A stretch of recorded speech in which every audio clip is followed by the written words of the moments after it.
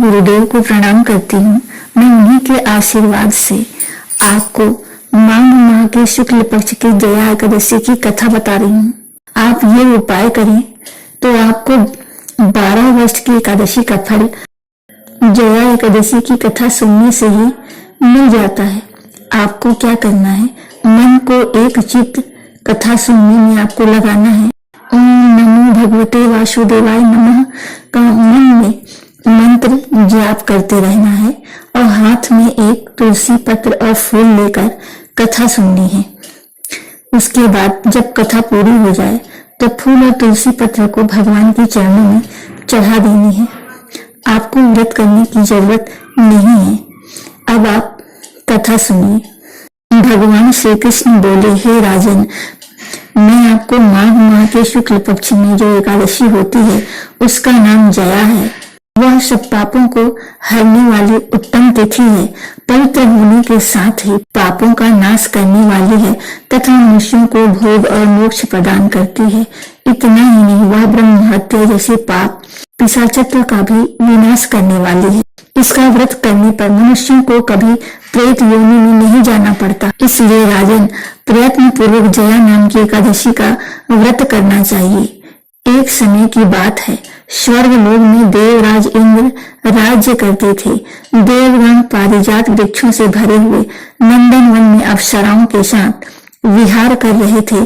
50 करोड़ गंधर्व के नायक देवराज इंद्र ने स्वेच्छानुसार वन में विहार करते हुए बड़े हर्ष के साथ नृत्य का आयोजन किया। उसमें गंधर्व गान कर रहे थे, जिनमें पुष्पदंत, चित्रसेन तथा उसका पुत्र, ये 3 प्रधान थे। चित्रसेन की स्त्री का नाम मालिनी था। मालिनी से एक कन्या उत्पन्न हुई थी जो पुष्पवंती के नाम से विख्यात थी। पुष्पदंत गंधर्व के एक पुत्र था जिसको लोग माल्यवान कहते थे। माल्यवान पुष्पवंती के रूप पर अत्यंत मोहित था। ये दोनों भी इंद्र के संतोषार्थ नृत्य करने के लिए आए थे। इन दोनों का गान हो रहा था। इनके साथ अप्सराएं भी थी। परस्पर अनुराग के कारण ये दोनों मोह के वशीभूत हो गए। चित्त में भ्रांति आ गई, इसलिए वह शुद्ध गान न गा सके। कभी ताल भंग हो जाता और कभी गीत बंद हो जाता था। इंद्र ने इस प्रमाद पर विचार किया और इसमें अपना अपमान समझकर वो कुपित हो गए। अतः इन दोनों को शाप देते हुए बोले, वो मूर्खों, तुम दोनों को धिक्कार है। तुम लोग पतित और मेरी आज्ञा भंग करने वाले हो। अतः पति पत्नी के रूप में रहते हुए पिशाच हो जाओ। इंद्र के इस प्रकार शाप देने पर इन दोनों के मन में बड़ा दुख हुआ। वे हिमालय पर्वत पर चले गए और पिशाच योनि को पाकर भयंकर दुख भोगने लगे। शारीरिक पातक से उत्पन्न ताप से पीड़ित होकर दोनों ही पर्वत की कंदराओं में विचरते रहते थे। एक दिन पिशाच ने अपनी पत्नी पिशाचनी से कहा, हमने कौन सा पाप किया है जिससे यह पिशाच योनि प्राप्त हुई है। नरक का कष्ट अत्यंत भयंकर है तथा पिशाच योनि भी बहुत दुख देने वाली है। अतः पूर्ण यत्न करें, पाप से बचना चाहिए। इस प्रकार चिंतामग्न होकर वे दोनों दुख के कारण सुखते जा रहे थे। देव योग से उन्हें माघ मास की एकादशी तिथि प्राप्त हो गई। जया नाम से विख्यात तिथि, जो सब तिथियों में उत्तम है, आई। उस दिन उन दोनों ने सब प्रकार के आहार त्याग दिए, जल पान तक नहीं किया, किसी जीव की हिंसा नहीं की, यहाँ तक कि फल भी नहीं खाया। निरंतर दुख से युक्त होकर वे एक पीपल के समीप बैठे रहे। सूर्यास्त हो गया। उनके प्राण लेने वाली भयंकर रात उपस्थित हुई। उन्हें नींद नहीं आई। वे रति या और कोई सुख भी नहीं पा सके।